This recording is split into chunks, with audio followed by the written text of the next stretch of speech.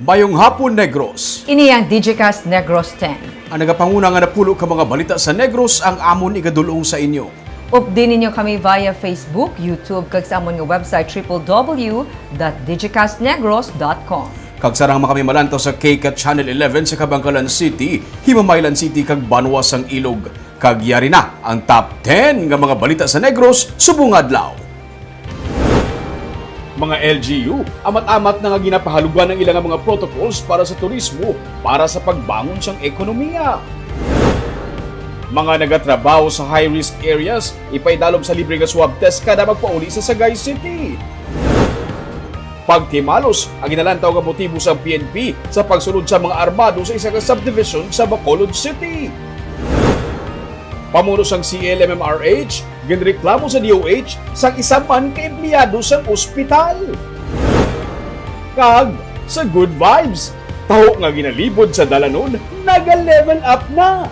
Initran sa Digicast Negros X. Sa number 10, driver nalipat nga dako nga bus ang iya nga ginadala gani nagdasok ini sa idalom sang flyover sa Bacolod City.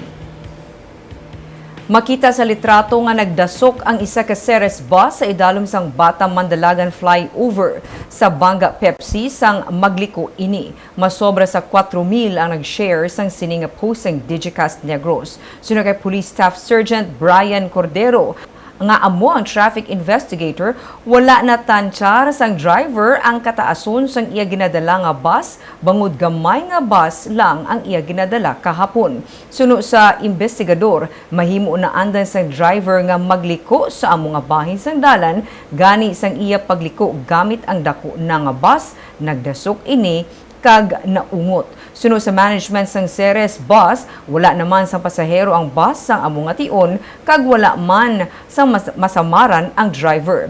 Ang bintana lang ang nabuka, wala man sang damage ang flyover, suno sa PNP. Sa number 9, sa Banwas ang Calatrava, isa ka bulyuding na sa puwan nga patay kag intago sa talamnan sang kamuti kahoy.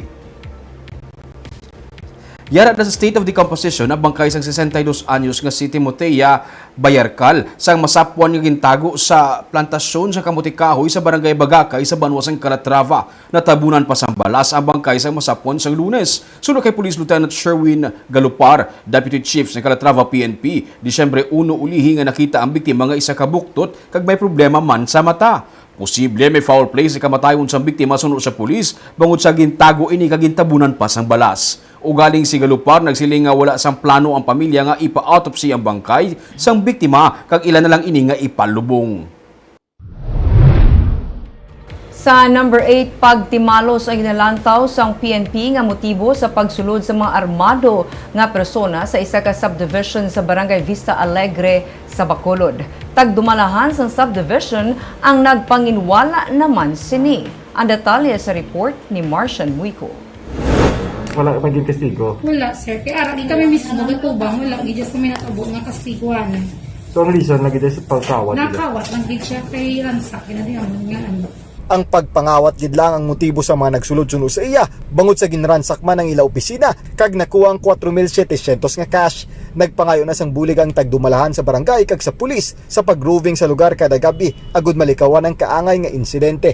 Ang PNP ang padayon naman nga nagausisa para makilala ang mga suspetsado nga lunsay mga nakatabon ang guya sang natabo ang krimen. Marcian Muico para sa Digicast Negros. Sa number 7, 78 ka mga drivers kag vendors nagbaton sa mga tricycle kag food carts gikan sa Department of Social Services and Development. Sila nagtipon sa guwa sa Bacolod City Government Center para sa turnover ceremony kag ginpangunahan ni Mayor Evelio Lunardia. Si 63 ka mga benepisyaryo ang nagbaton sa tricycle samtang 15 naman ang nagbaton sa food cart. Sila ngit pahanumdum sa alkalde nga magsuksok sa face mask ag face shield sa ilang nga paglibot sa komunidad agud malikawan nga malatnan sa COVID-19. Ginpadaman man sila ni DSSD Head Pasitero nga likawan ang paglabay sa National Highway bangod mahimo nga makumpiskar ang ilang nga tricycle sa Bacolod Traffic Authority Office.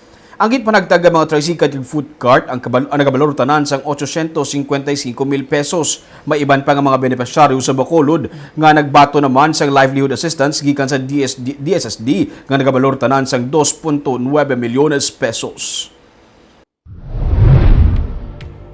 Sa number 6 Medical Center Chief sa Corazon, Locsin, Montilibono Memorial Regional Hospital nga si Dr. Julius Drilon ang ginpasakaan sang reklamo sang anay Assistant Chief Nurse sang ospital.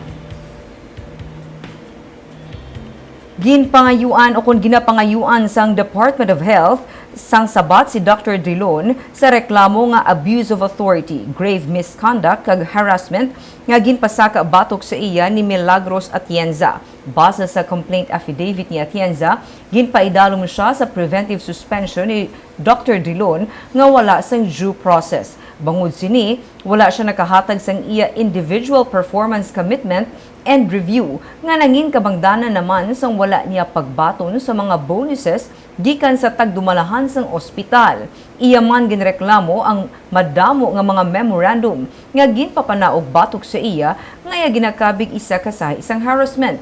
Nagpamalibad naman sa pagpa-interview sa Digicast Negros si Drilon, pero iya ginpahayag nga wala siya sang may ginlapas nga kasuguan kag handa siya nga sabto ng reklamo sa nagakaigo nga forum o kon sa korte. Sa number 5, 15 gindugang sa mga bag-o nga kaso sa COVID-19 sa Negros Oriental. Naglabot na sa 740 ang total COVID-19 cases sa Negros Oriental matapos madugangan sa 15 ka bag-o nga mga kaso sang kahapon.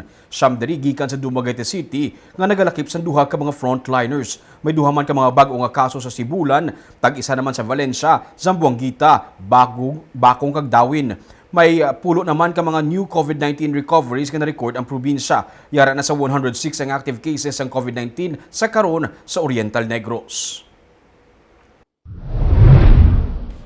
Sa number 4 Magic Land sa Silay City, ang temporaryo nga magasira bangod isa sa ilang nga staff ang nagpositibo sa COVID-19. Sa statement kag ginrelease ni Reynaldo Bantog, ang presidente kag CEO sang Magic Land, Aton Land and Leisure Incorporated, iya nga ginapahibalo sa publiko nga sumugod subong nga adlaw tubtob sa Domingo, temporaryo anay nga magasira ang leisure park. Suno sa iya, isa ka park ride attendant ang nagpositibo sa COVID-19. Ang among nga staff ang na-expose sa isa man ka COVID-19 positive sa gwa sang premises ang Magic Land sandig sa contact tracing nga ginpatigayon.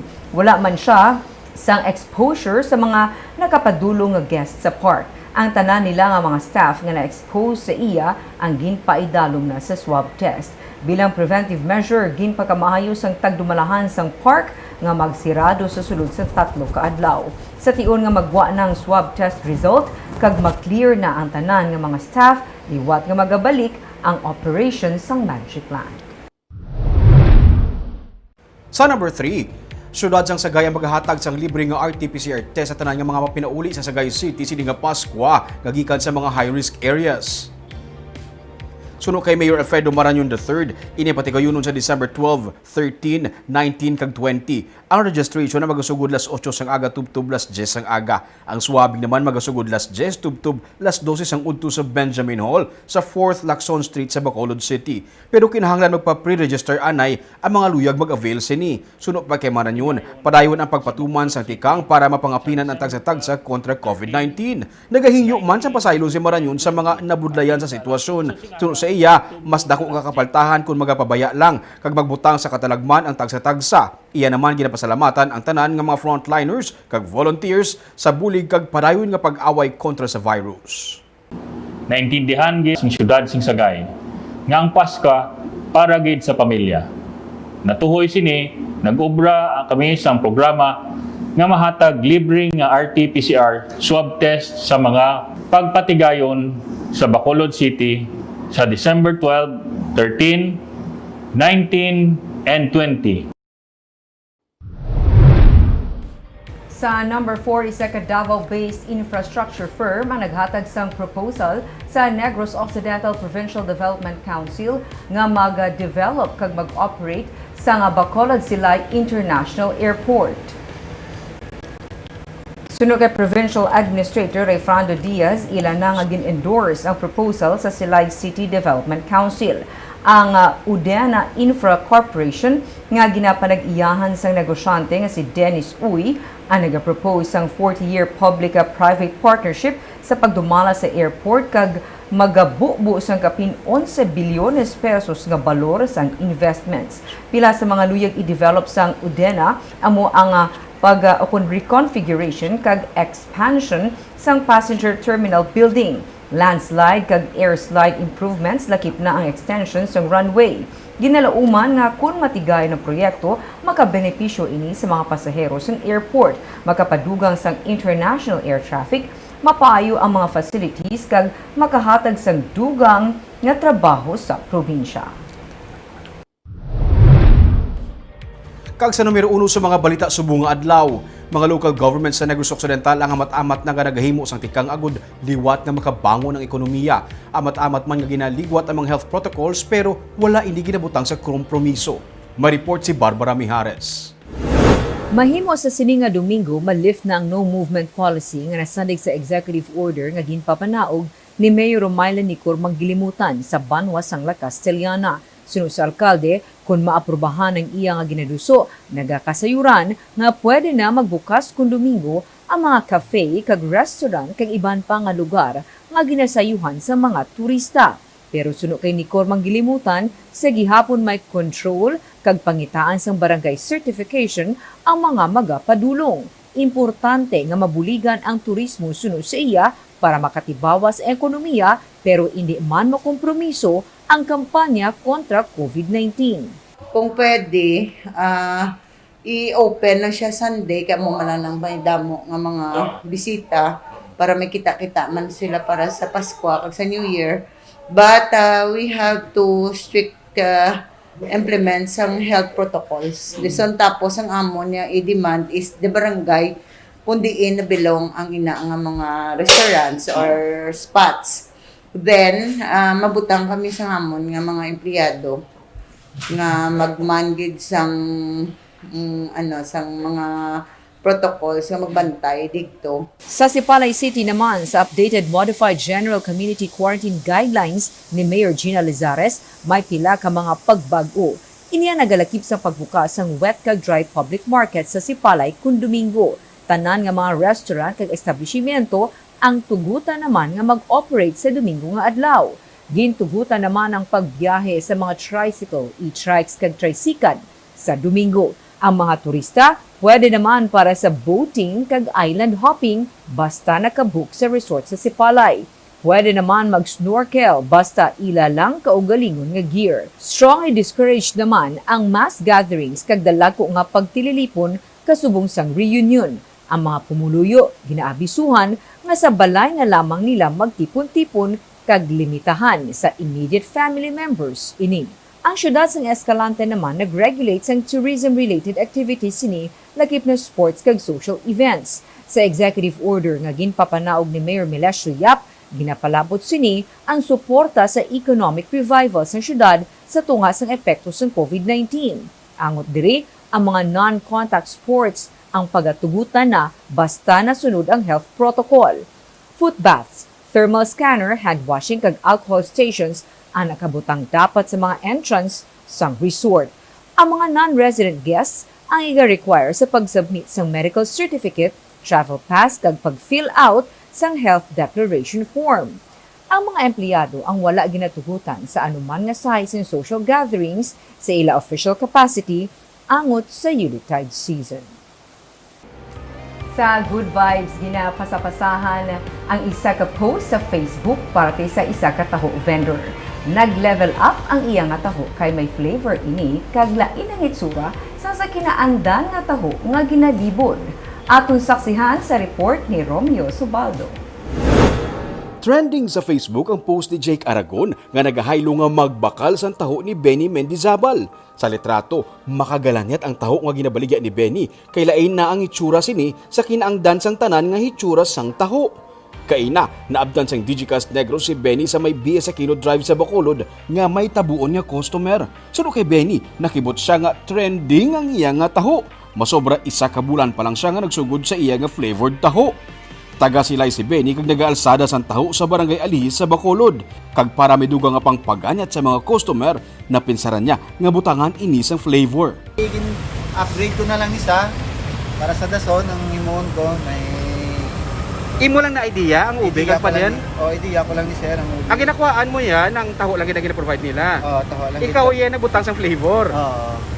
Paano mo nasunod sa pinsan mo nung inang idea nga may flavor? Para maayo man ang aton nga pagkaon kado magustuhan man nila sa aton customer. Ang kinangdan mo nga taho pwede mangin ube flavor, kag pwede man pandan flavor. Suro kay Benny, 15 ka tuig na siya nga nagalibod sang taho. Tiyempo lang sadto ang ilang kontra, kung mag-ulan, wala man sang libod.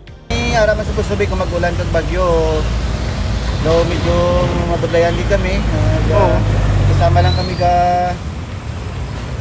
maglibot magbagyo do no. Wala ka man di ka makagwa ka mag-ulan no, budlay man. Kami kagwa. Di man kami kagwa sir tapos do medyo hirap kami sa amon nga ginansya. Amon nga binta. So, ang amon, laban na lang sa amon pangabuhi kay tungod pandemic kita. Oo. Batuan na lang yung amon ang amon nga obra. Pero, ang pandemic ang may dako nga nangin epekto sa ila kay wala man sila sang libod. Gani sang liwat nga gipasugtan nga makalibod sang taho, nag-level up na siya. Pero, balantayan kuno ang iya nga inog upgrade pagid kay pwede na siya makakompetensya sa milk tea. So, sa dason may upgrade pagid ko ni surprise na lang ni Kuro ko na naman sa dason. Sige, balantayan na. May ara pagid ko upgrade pagid nga milk tea na gid sa. Pero taho man sa gyapon, pero ang iyang pearl dapat may pearl na nisa. So, umalaw niya anay. Masugod lang anay ta sa mga gamay-gamay lang. Flavoring lang. Gap, level up na matamat ang taho. Makaaway na siya sa milk tea pila kadlaw. Yes sir. Ang maginasa. Sa imo 35 pesos, nasulod na sa cup nga pang frap ang imo nga taho, kag may flavor na. Nagaawas-awas pa ini para sulit ang imo nga bayad. Amon gid patilawan sa mga first timer nga makatilaw sang flavored taho, kag ini ang ilan nangin mga reaksyon. Ma'am, blowout na kakagashoot ko siya. Ano gusto mo? Ako mabayad. Ano imo flavor? Ube lang. Ube, taxi sir. Ube sir. Ano sir, taxi kay ma'am? Gift na lang ni kay ma'am. Oo, ube. Ma'am, di ka kobra ma'am? Sa medical arts, sa Riverside. Namitan ka sa taho? Ma'am, ano mahambal mo ang taho subong may flavor na? First time mo nakikita mo ni? First time ko makita gani, na may flavor, gali. Malimtan Ma- ko na akong haran, di ba? Basta. Namitan. Bali.